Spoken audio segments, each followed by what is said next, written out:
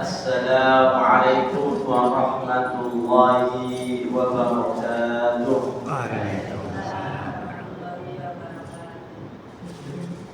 Alhamdulillah, nahmaduhu wa nasta'inuhu wa nastaghfiruh wa na'udzu billahi min shururi anfusina wa min sayyiati a'malina. May yahdihillahu fala mudilla lahu wa may yudlil falan tajida lahu waliyyan mursyida. Asyhadu an la ilaha illallah wahdahu la syarika lah wa asyhadu anna Muhammadan 'abduhu wa rasuluh alladzi ballagha risalah wa addal amanah wa nasaha al-ummah wa jahada fi sabilillahi haqqa jihadihi hatta atana al-yaqin. Amma ba'd. Puji dan syukur kita langitkan pertama-tama. Tidak lupa kita selalu bersyukur kepada Allah Subhanahu wa Ta'ala yang masih menugaskan kepada kita nikmatnya, kemudian rezekinya, kemudian nikmat kita dipermudahkan oleh Allah Subhanahu wa Ta'ala, langkah kaki kita, niat kita untuk berkumpul di masjid At-Taqwa yang semoga langgeng dan diberkahi Allah Subhanahu wa Ta'ala. Amin ya rabbal alamin. Kemudian salam dan salam semoga selalu tercurahkan kepada uswatun hasanah kita Nabi Muhammad sallallahu alaihi wasallam yang karena izin Allah kemudian perjuangan gigih beliaulah kita bisa mengetahui apa itu Islam, apa itu iman, dan apa itu ihsan. Jamaah yang dirahmati Allah Subhanahu wa Ta'ala, yang kami hormati, pengurus IPHI, Ikatan Pengurus Haji Indonesia, Ranting Sangkar, yang dan juga tidak lupa kami yang kami hormati pengurus Masjid Jami At-Taqwa dan juga jamaah yang semoga Allah berkahi dan semoga Allah lindungi dan mudahkan selalu urusannya, baik itu di pagi maupun di petang. Bapak-bapak dan ibu-ibu yang dirahmati Allah Subhanahu wa Ta'ala, di pagi hari ini kita bisa berkumpul di momen yang dimana mungkin masih sebagian dari kita kriuk-kriuk, enten sing dari ngatus iki. Sampun ya? Ibu-ibu sudah mandi ya? Bapak? Oke, ada yang gak jauh ya, belum mandi bapak-bapak. Insya Allah sudah mandi semua ya, sudah seger. Gak ada yang matanya masih kriuk-kriuk ngantuk. Karena sebuah kenikmatan kita bisa dibangunkan oleh Allah Subhanahu wa Ta'ala di pagi hari ini, karena ada doanya Nabi Muhammad sallallahu alaihi wasallam, Allahumma barik li ummati fi bukuliha, ya Allah berkailah umatku di pagi hari, yaitu di pagi hari yang sudah bangun, yang sudah sholat subuh. Ya, kalau yang ibu-ibu pun isah-isah ngumbai kelambi, biasanya kalau air pekan cuciannya kandang ya Bu. Nek bapak-bapak apa nek air pekan apa kegiatannya? Mancing, makani burung, piakanane. Alhamdulillah ala kulli hal, Allah masih memberikan kepada kita nikmat bangun ya. Karena kalau kita lihat ada saudara-saudara muslim kita yang malamnya masih Allah berikan nyawa, kemudian paginya nyawa tersebut sudah Allah ambil. Dan semoga ketika Allah mengambil nyawa kita, ya bapak-bapak dan ibu-ibu yang kami cintai, semoga kita dalam keadaan husnul khotimah. Amin ya rabbal alamin.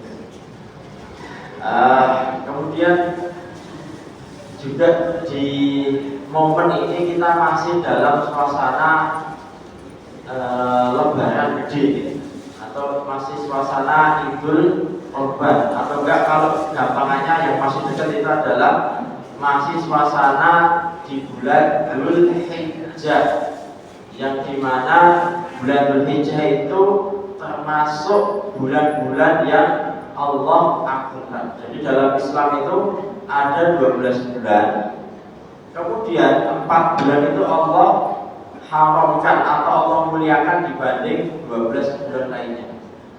Yang pertama adalah Zulqa'dah, yaitu adalah sudah kita lalui sebulan yang lalu.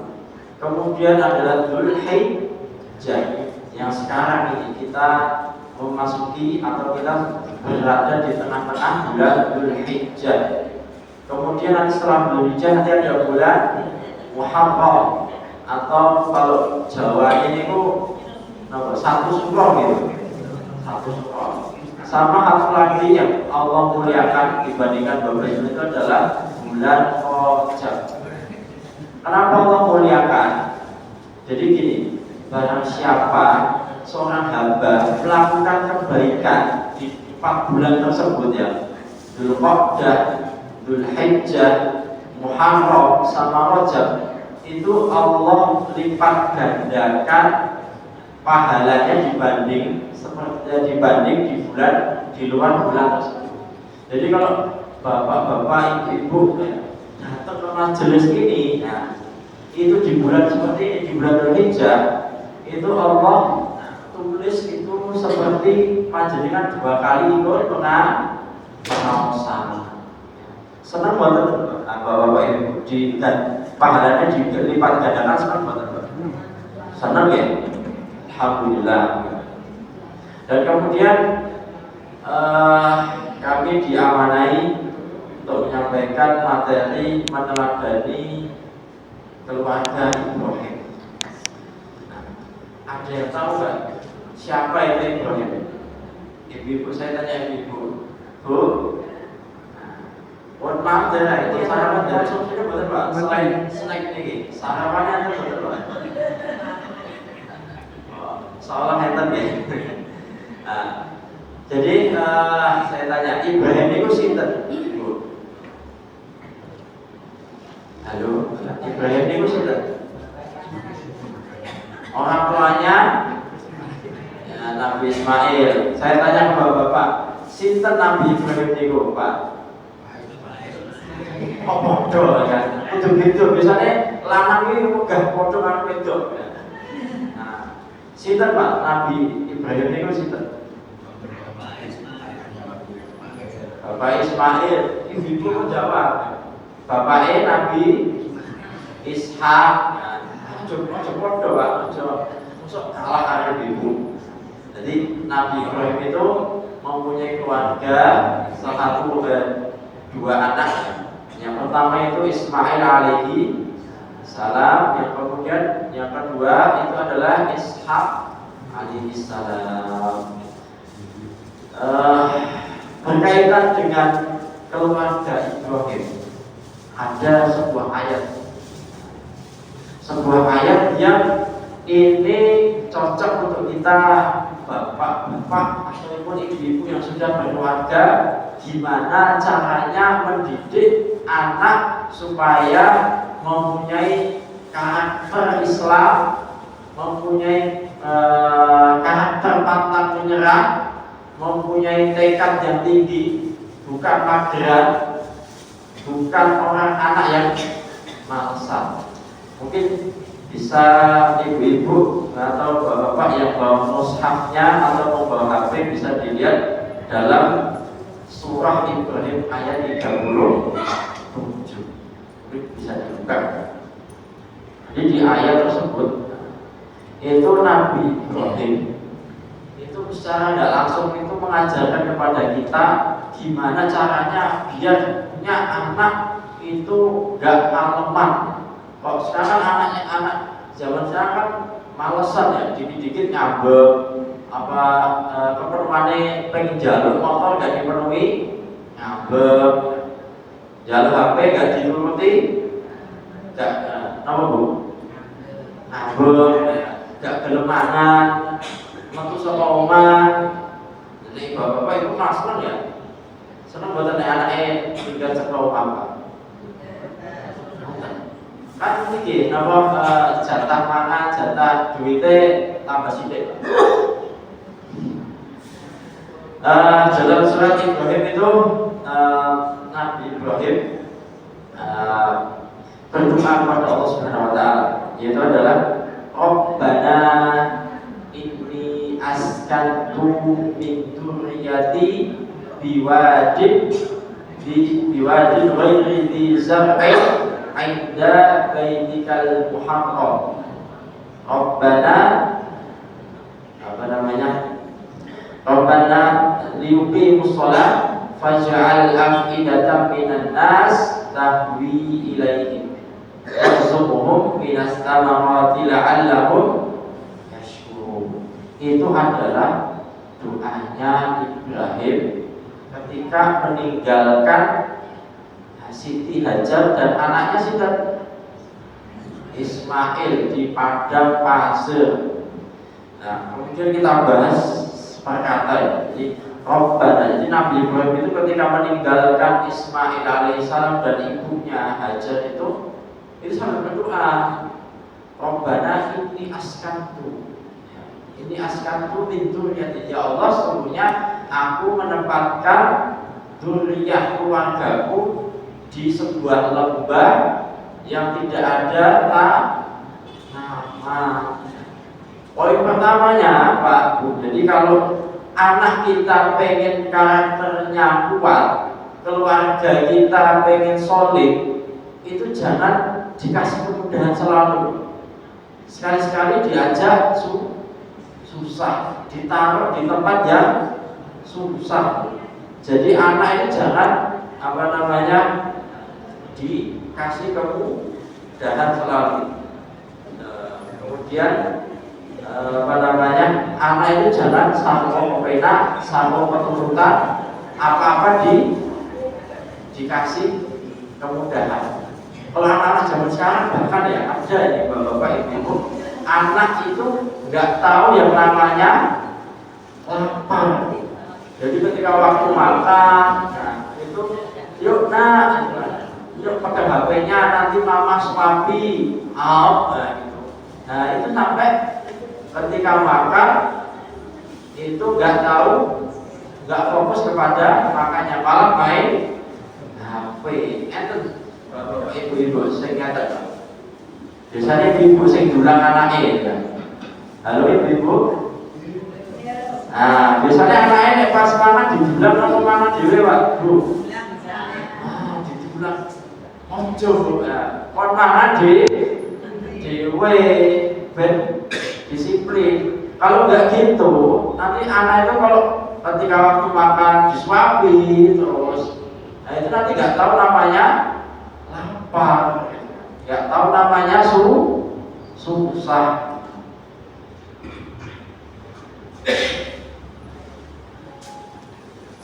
Makanya anak-anak zaman sekarang itu banyak yang lemah. Dan itu sudah dibuktikan oleh Allah Subhanahu wa taala dalam surat An-Nisa. Itu adalah yang dimana ini saya lupa. Yang artinya itu adalah kalau kamu itu akan meninggalkan generasi setelahmu, itu adalah generasi yang lemah. Jadi siapa yang buat lemah? Ya karena orang tuanya. Jadi kalau kita biasakan anak kita itu hidup dalam kesusahan, itu nanti akan muncul karakter yang kuat, kreativitas, bukan anak yang manja. Sekarang zaman sekarang kan banyak ya anak ditegasi dikit sama guru lapor. Nah di situ malah orang tuanya malah bantu anaknya. Banyak waktu kejadian tersebut. Jadi ketika guru malah pengen kasih tahu ke anaknya pengen negur menegur siswanya itu malah dikiranya tidak melakukan penganiayaan, akhirnya lapor ke orang tua dan orang tua juga malah mengiyakan. Nah itu adalah suatu kesalahan. Jadi anak itu kalau dimarahi guru, ya kita jangan malah bantu anaknya. Kalau bisa dimarahi lagi di rumah ya. Kenapa kamu dimarahi guru? Anak nggak belajar. Nah biasanya ini ibu-ibu kalau ada anaknya dimarahi sama guru, nah, sikap panjenengan pripun? Nah itu ya sama kayak pas zaman dulu ya. Kalau pas zaman dahulu, nah, itu kalau kita ya itu dimarahi guru, kita ngelapor orang tua, itu malah dimarahi, tambah dimarahi sama orang tua. Ini betul gak? Nah itu, kalau sekarang malahan balik banyak kejadian, kemudian dilaporkan orang tua, guru dilaporkan muridnya anak, pengen negasin muridnya, dan itu salah satu bentuk karena orang tua itu tidak pernah mengajarkan rasa tidak enak, rasa susah kepada anak. Itu adalah pertama, yaitu adalah diwajib beririzan. Jadi kalau anak itu pengen susah, ya, coba ditempatkan di pondok. Tapi kok siapa orang tua itu kenapa nyari pondok itu ya Ustaz, di pondok makanannya 4 bergizi, 4 bergizi 5 sempurna enggak? Ustaz, di pondok kamarnya ada AC-nya enggak? Di pondok kok boleh enak? Nah, itu ya wis ning hotel wae. Ini apa nggih, Pak? Nah, itu berarti kalau panjenengan pengen anak itu, pengen anaknya panjenengan itu karakternya terbentuk, salah satunya ditaruh di tempat yang susah. Syukur-syukur kita jangan bantu. Panjenengan kertas ini kepompong atau kupu-kupu yang mau keluar dari kepompongnya itu. Itu kan kalau mau keluar itu kan kayak kelihatannya kasihan itu karena susah payah keluar dari kepompongnya itu. Nah kalau kita bantu, Pak, nah, justru nanti malahan nggak bisa keluar, nggak bisa terbang kupu-kupunya. Karena apa? Karena ketika proses merobek kulit kepompong itu untuk mengeraskan otot-otot sayapnya. Dan kalau kupu-kupu nggak bisa terbang, itu pasti jatuh dan dalam hitungan menit pasti akan dimakan. Kira-kira mau nggak anak panjenengan jadinya anak yang generasi yang lemah, generasi yang lemah, itu mau nggak begitu? Enggak ya. Siap berarti ya anaknya dikasih hidup dan susah, siap ya. Siap ya boten Bu. Biasanya ibu-ibu ini Ustaz, kula boten tega ya anak kula dikai makan seadane ya. Boten tega. Nah, itu harus dibiasakan Pak Bu.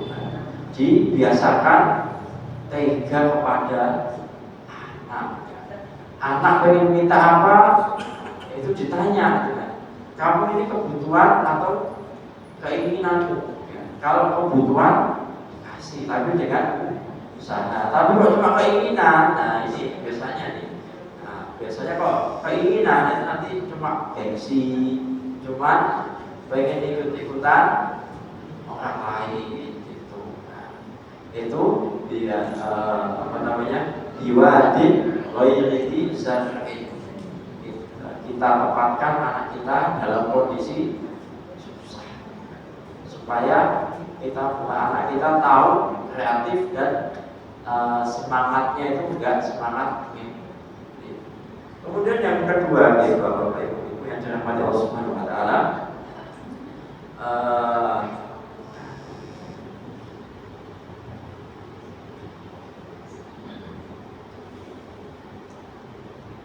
cara untuk kita anak kita itu karakternya bagus ya.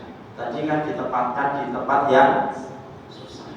Kemudian yang kedua adalah diwadil wairidi zar'in inda baitikal muharram. Nah, jadi selagi anak kita ditaruh di tempat yang susah, itu juga orang tua itu harus mencarikan anak kita tempat yang dekat dengan masjid, inda baitikal muharram, dengan tempat ibadah. Nah, jadi kalau kita orang kita rumah kita dekat dengan tempat ibadah itu adalah sebuah kenikmatan. Karena banyak orang yang jauh dari masjid, akhirnya keluarganya juga jelek, keluarganya berantakan. Coba kita lihat, ketika zaman sahabat, ya Pak, zaman sahabat itu keluarganya mereka, rumah-rumah mereka itu didekatkan dengan masjid. Sekolahan pendidikan mereka itu didekatkan dengan masjid, karena masjid itu adalah tempat fondasinya umat Islam. Karena masjid itu tempat berkumpulnya umat Islam. Jadi kalau kita seorang muslim itu kita harus mencintai masjid.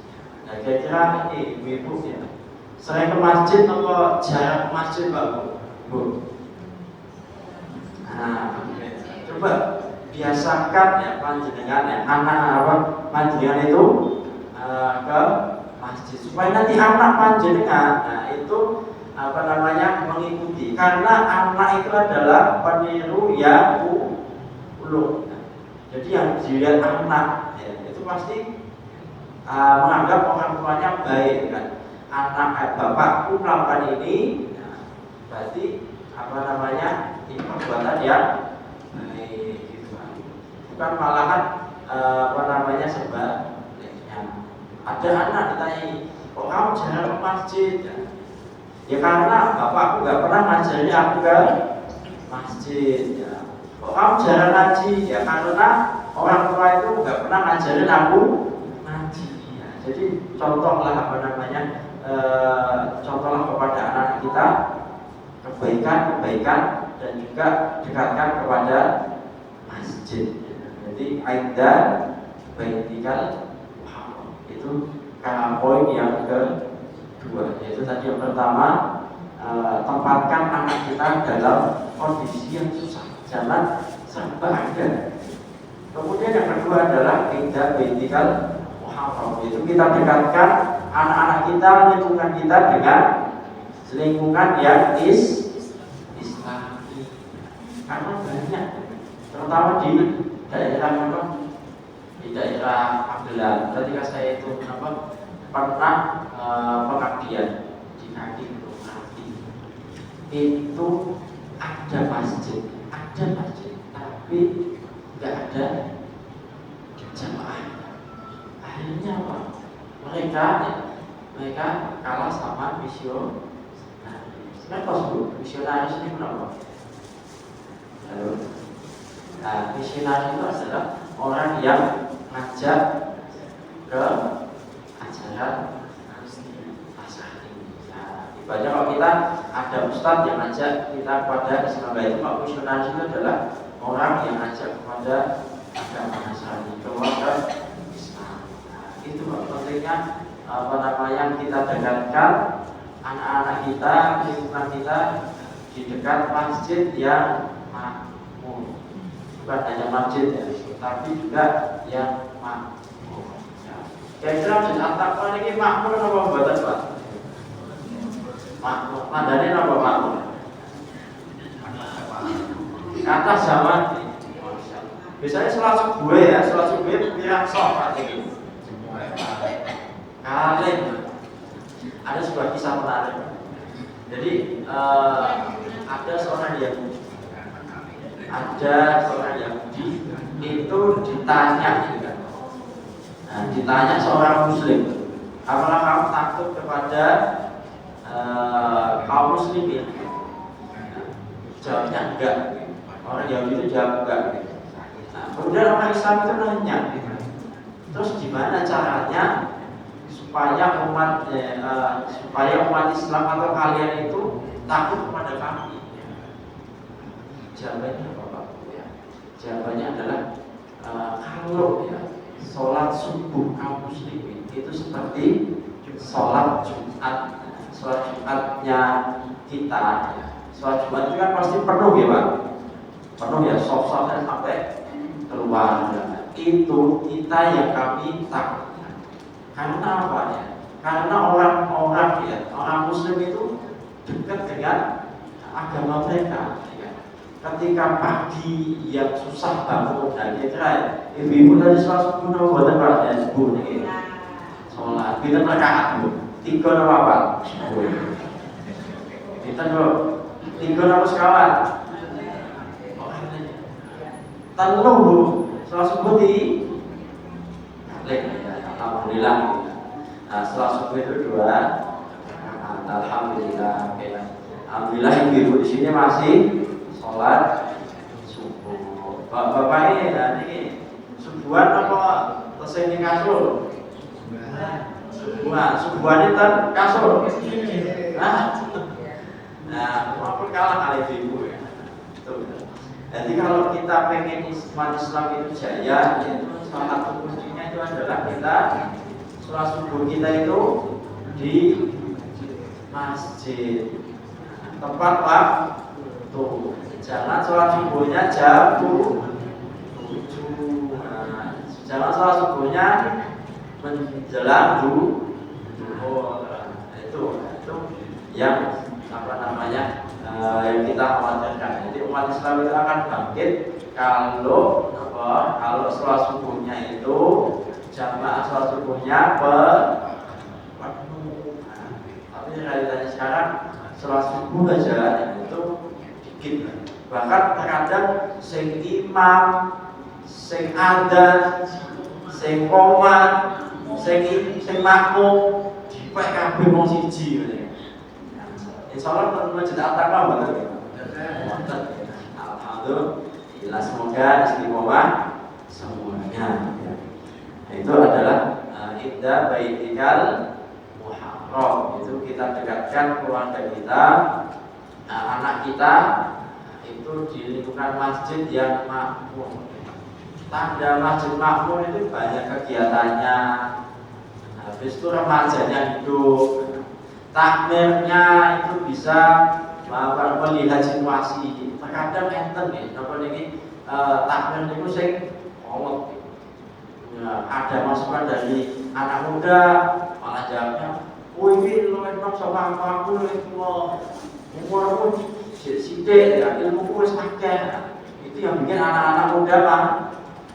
Padahal anak-anak muda, anak-anak kita itu adalah penerus kita penerus amal-amal kita, penerus doa-doa kita di alam kubur sana.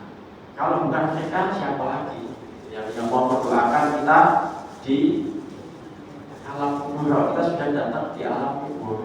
Jadi itu pentingnya. Jadi kalau ada anak-anak di masjid rame, itu jangan di metua rasanya masjid ya. Jadi takbir masjid At-Taqwa gitu kan.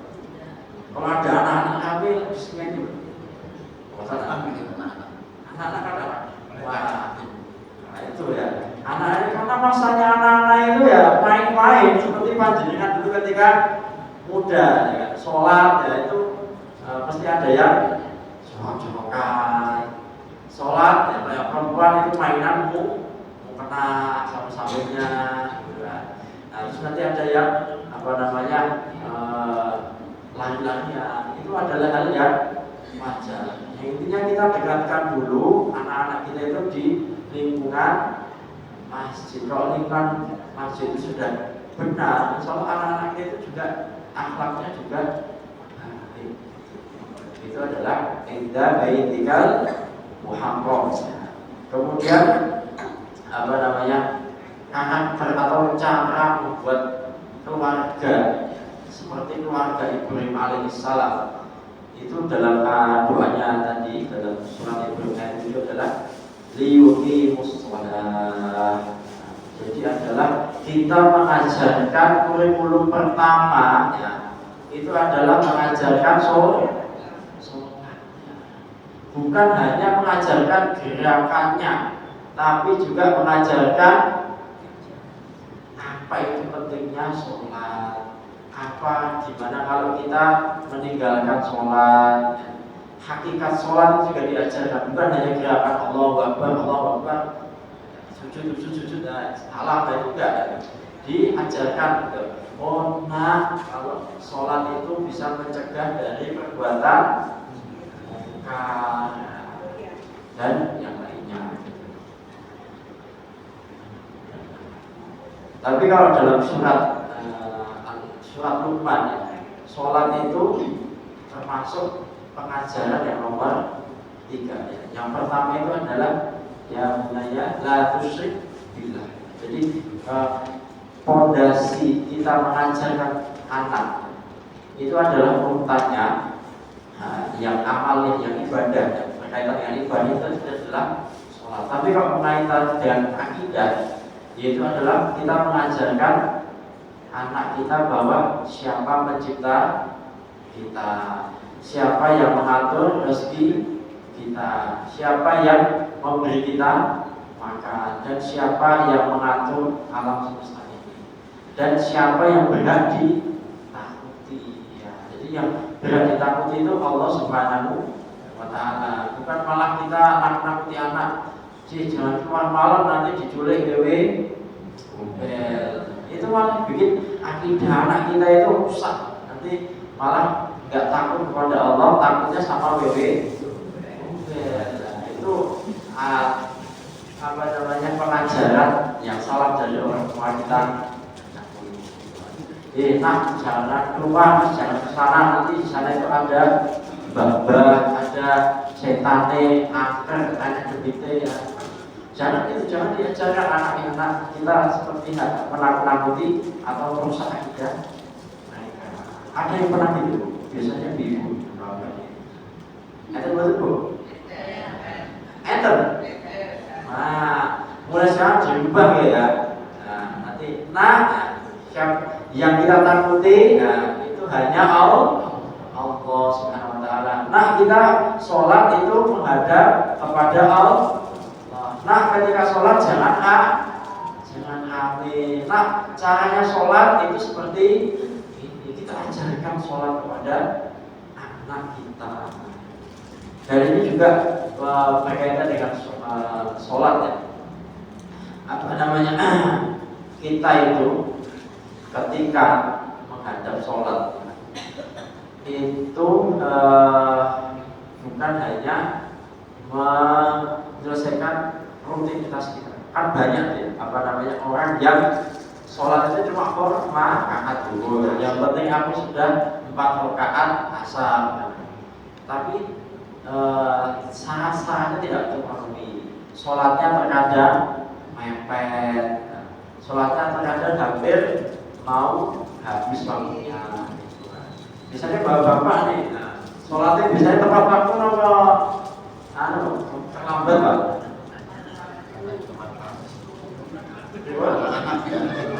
Oh, anak-anak, bukan lagi anak-anak.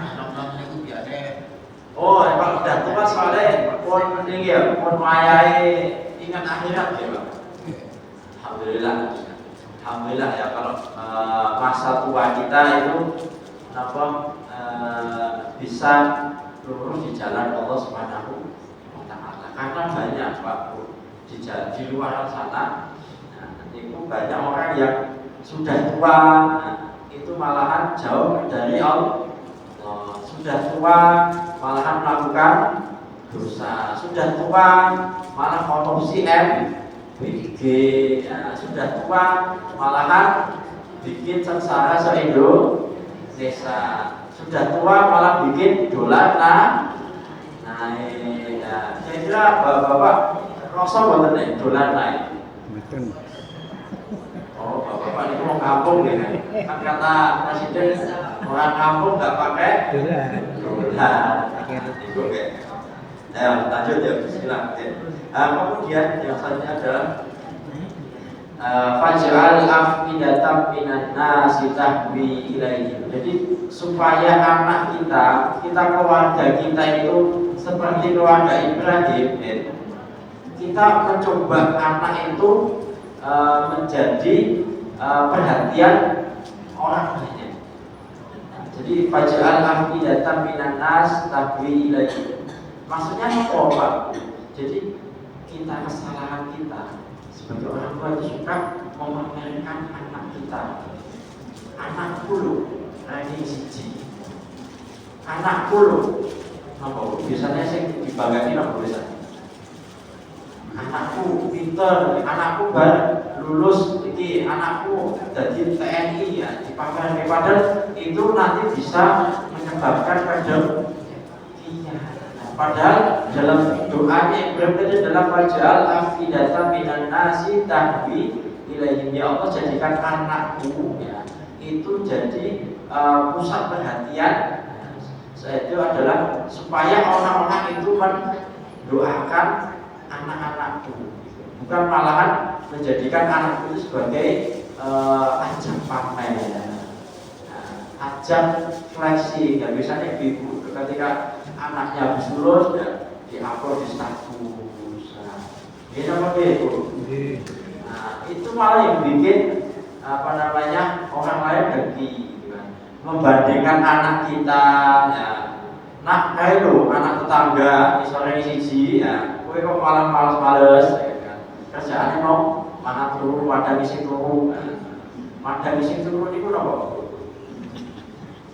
Lampu ya. Padang sing niku lampu. Ini ibu-ibu buat terjok ini, buat dari sarapan ini.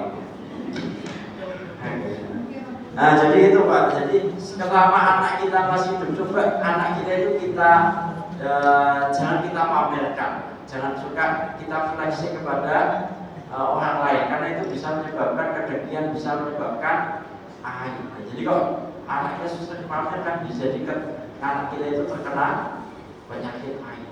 Ngertos penyakit aib? Bapak-bapak ngertos penyakit aib? Penyakit mata. Nah, penyakit karena pandangan mata orang lain yang dengki. Ya, nanti repot. Jadi ada sebuah kisah di Arab Saudi, ya, suatu hari ada perlombaan elang. Jadi di Arab Saudi itu orangnya kalah sultan. Itu satu orang itu bisa melihara elang. Elang itu sekitar 40 jutaan. Kalau sekarang bisa dapat NMAX 1 gitu. NMAX harganya segitu ya Pak, sekitar 30-an gitu. Ya. Nah, kemudian ketika perlombaan elang itu ada orang yang pengen lihat pamerin elangnya. Kemudian ada peserta lain yang iri juga, dengki. Akhirnya apa? Elangnya tiba-tiba mati ya, karena penyakit aib. Nah, jadi itu hati-hati Pak ya. Jadi hati-hati Bapak Ibu yang sering flexing kepada anaknya tuh, sering memamerkan ya, sering foto di status, dipasang di Facebook, dipasang di Instagram. Nah, nanti kalau ada orang yang dengki, nah, itu bisa jadi nanti anak panjenengan bagian bilang tiba-tiba sakit, tiba-tiba ada sesuatu yang janggal, tiba-tiba kecelakaan waliyadzubillah. Itu harus dikurangi gitu. Misalnya ibu yang pasang status, apalagi status ini apa ibu? Soalnya ibu-ibu bisa atap enggak ya? Nah, kemudian selanjutnya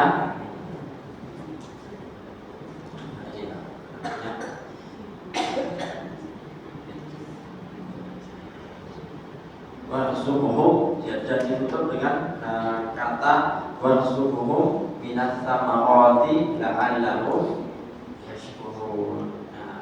Dan salah satu komponen penting juga ini ya, tadi kan yang pertama itu adalah supaya anak kita atau keluarga kita itu seperti keluarga Ibrahim, itu ditaruh di tempat yang susah. Kemudian yang kedua, ditempatkan atau rumah kita ya, di lingkungan yang dekat masjid itu masjid taklim. Kemudian yang ketiga itu kita ajarkan anak-anak kita untuk sholat. Nah, kalau orang tua nggak bisa sholat, gimana mengajarkan anaknya sholat? Karena sholat itu Pak, itu dalam hadis itu awwalu ma yuhasabu bihil 'abdu yaumal qiyamah sholati, amal yang pertama kali dihisab ya seorang hamba di hari akhir itu adalah sholatnya. Insoluhat ya, kalau sholatnya baik maka nanti seluruh amalnya baik. Nah, tapi kalau sholatnya bolong-bolong, duhur sing 4 rakaat jadi 3,5, habis itu subuh sing 2 jadi 1. Habis itu nanti gua cek kepikiran kok jemuranku piye, masakanku piye. Ketika sholat kalau nggak fokus, nggak tumanina, itu nanti bisa jadi itu barometer atau standar amal kita yang lainnya. Jadi kalau sholat kita itu bolong-bolong, jelek, itu maka nanti bisa jadi amal yang lainnya juga jelek. Jadi coba mulai dari sekarang, yang bapak ibu kita perbaiki sholatnya, syarat-syaratnya, rukun-rukunnya itu juga dipenuhi ya. Sholat itu ketika menghadap Allah itu menggunakan pakaian yang terbaik, bukan malah kebalik ya. Ketika sholat kita pakai daster bekas masak dengan ambune bermus, ini apa begitu? Nah, tapi kalau pas kondangan lipstiknya 5 cm tebelnya kan, make up nganti ngubah wajah jadi beda. Biasanya ini ibu-ibu, nah, dandan, metu omah itu sampai sampai menor. Ini apa ya Pak? Biasanya bojone panjenengan. Mboten. Biasanya sih ngomong mboten ini paling anu niki. Paling pelakune. Insyaallah mboten nggih ya. Nah, kemudian yang terakhir tadi adalah bersyukur minat sama Allah. Jadi selain kita mendidik anak kita dengan agama, itu juga Islam itu tidak melupakan kebutuhan gizi atau nutrisi seorang anak kita dalam keluarga kita. Jadi ketika kita sudah menafkahi anak kita dengan agama, jangan lupa anak kita juga atau keluarga kita dinafkahi dengan lahiriahnya juga, diberikan makanan yang bagus. Karena makanan yang bagus, makanan yang halal, thayyib itu juga akan mempengaruhi perkembangan dan tubuh seorang anak. Jadi kalau seorang anak itu diberikan makanan yang bagus, insya Allah dia akan tumbuh bagus, tumbuh dalam ketaatan. Seperti sebuah kisah. Jadi ada sebuah kisah bahwa ada seorang pemuda zaman dahulu sekitar tahun 90-an Hijriah, 90 Masehi ya 90 Hijriah.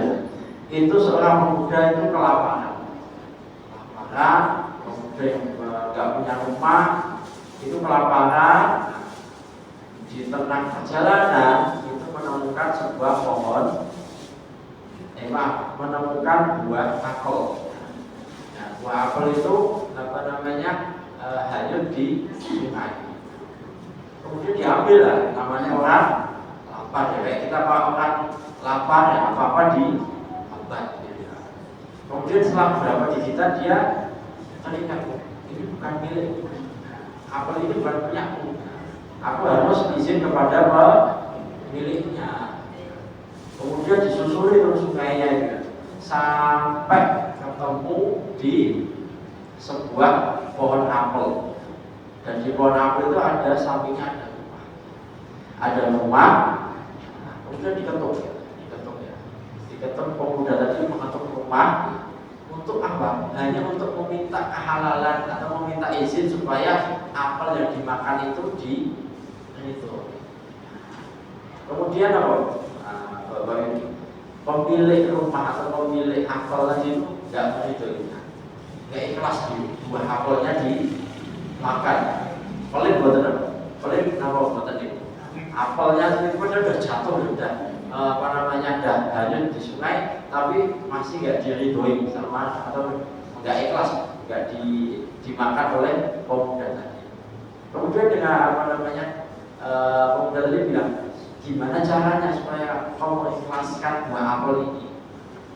Nah, kemudian ya pemilik apel tadi bilang, saya akan meridoi, saya akan mengikhlaskan apel yang kau makan, tapi dengan syarat kamu menikahi anak saya. Malah disuruh nikah gitu kan.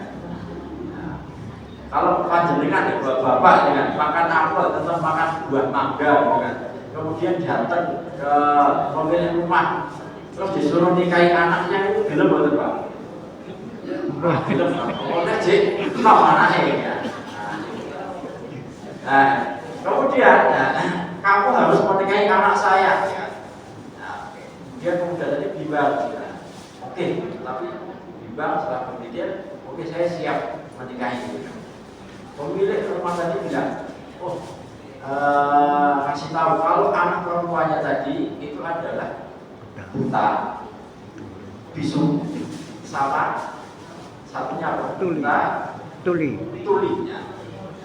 Bayangin panjenengan ya, ibu-ibu ya, contohnya ibu-ibu punya anak ya, kemudian disuruh nikah sama punya anak laki-laki, disuruh nikah sama anak perempuan yang buta, tuli, bisu. Kira-kira mau gak ibu? Mau gak nih? Enggak. Ya karena wajar ya manusiawi ya. Tapi karena tadi pemuda itu supaya meminta keikhlasan dari pemilik apel tadi disambung dinikahi, akhirnya terjadi akad nikah, didatangkan orang tuanya itu nikah. Kemudian ketika dilihat istrinya, kaget pemuda tadi, yang katanya bisu kok bisa ngomong, yang katanya tuli kok bisa dengar, yang katanya buta kok bisa melihat.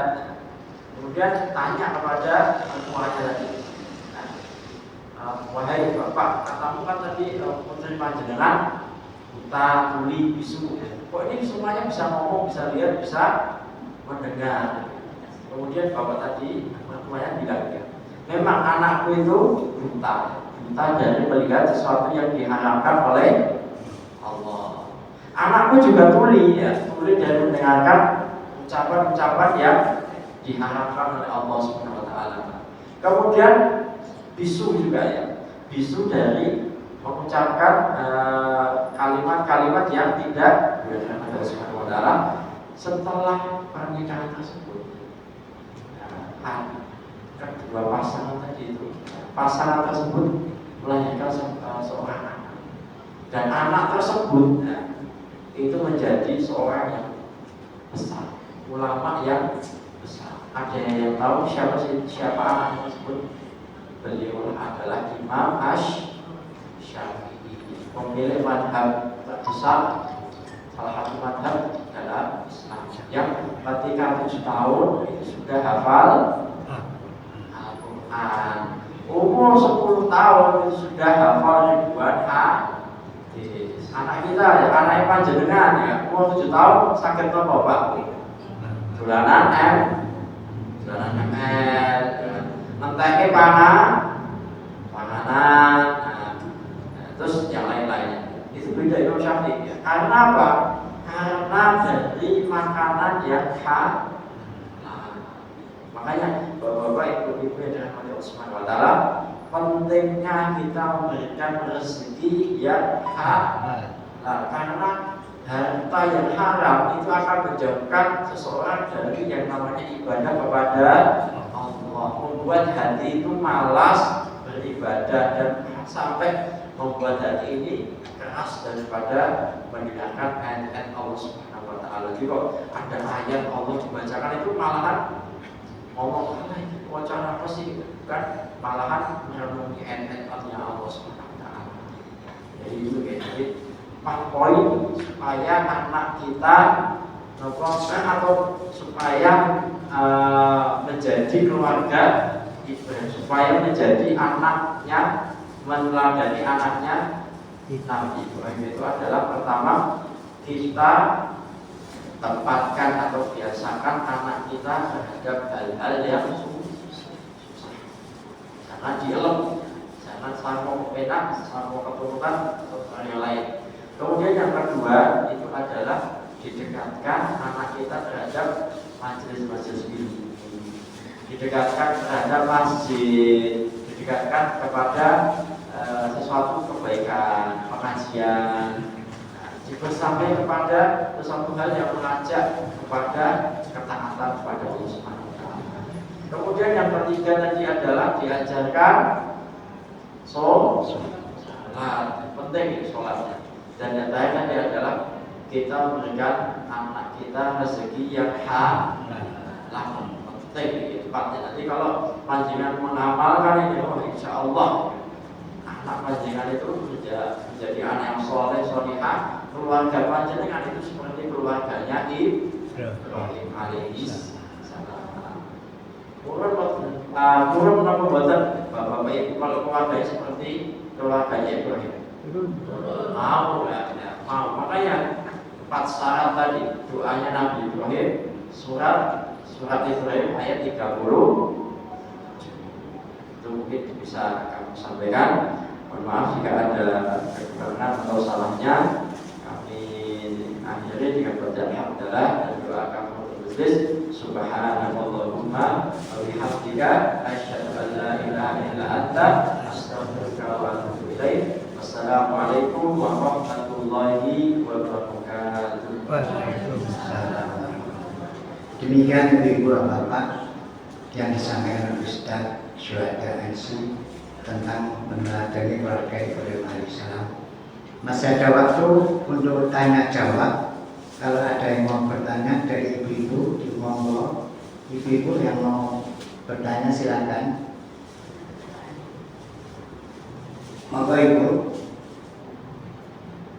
Diberi 2 kuota untuk ibu dan bapak 1. Monggo. Ada yang mau tanya Ibu? Ada? Oke.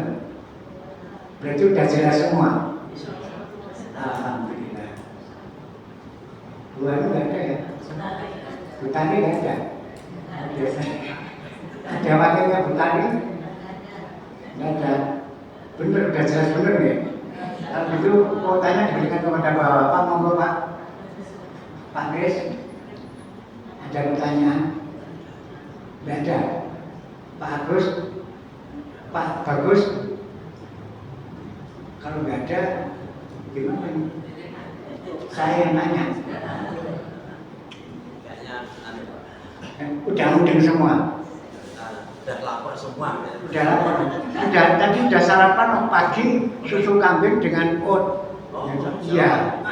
Kemudian tadi ada remang sama kue moho. Pertanyaan saya singkat aja, Pak. Kenapa dari keluarga Nabi Ibrahim tadi yang terkenal, yang viral itu keluarga Nabi Ismail alaihissalam.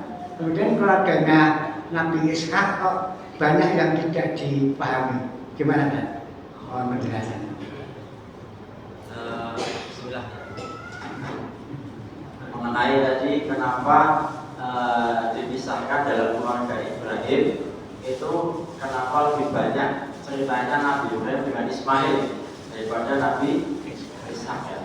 Karena ini Pak, pertama Nabi Ismail itu adalah atau Ismail kecil itu adalah anak yang didamba-dambakan, anak pertama kali yang didambakan. Jadi dulu itu Nabi Ibrahim itu kan punya istri namanya sebelumnya Siti Sarah. Ya, Siti Sarah dulu. Nah, kemudian Sarah alaihissalam ini qadarullah tidak diberikan keturunan. Nah, kemudian istri yang baik itu kalau Konjaro tidak diberikan keturunan itu bilang ke suaminya, Mas, ini kan Konjaro saya juga belum diberikan keturunan, kita kan juga punya anak. Panjenengan saya ridho untuk mencari sayap yang lainnya gitu.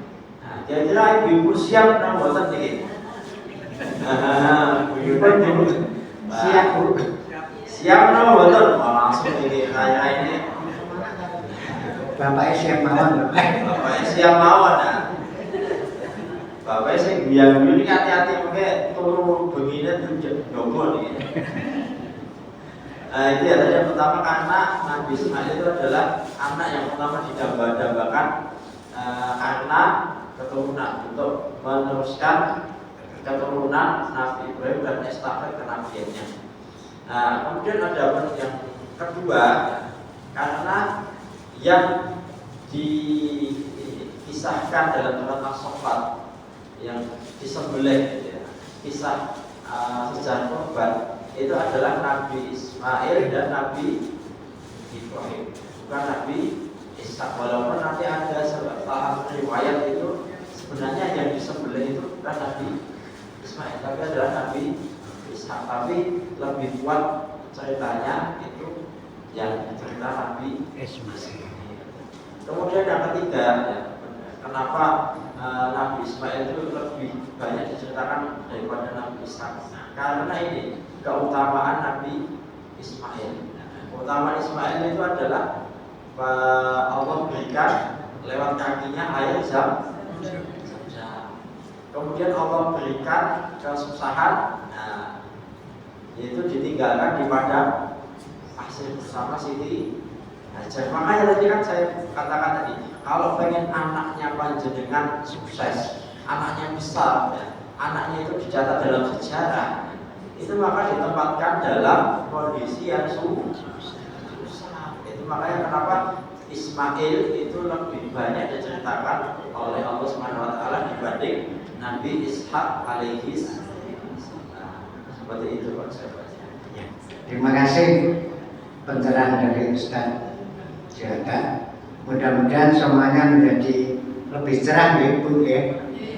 Bapak juga begitu. Mudah-mudahan apa yang kita dapatkan dari kajian pagi ini bisa menjadi panutan kita, dan kita kedepannya bisa ikhlas ikut berkorban di bulan korban, bulan apa? Dzulhijjah. Jadi kalau ibu-ibu bapak kemarin belum berkorban, jangan berkorban perasaan, tapi berkorbanlah dengan apa yang telah disunahkan oleh Nabi Ibrahim alaihissalam. Demikian ibu-ibu apa yang dirahmati Allah, mudah-mudahan sepeninggal kita dari kajian ini lebih mantap di dalam kita menjalani ibadah kedepannya, dan mudah-mudahan apa yang disampaikan oleh Ustaz tadi menjadi amal jariah kita bersama Allah. Amin. Kurang lebihnya mohon maaf.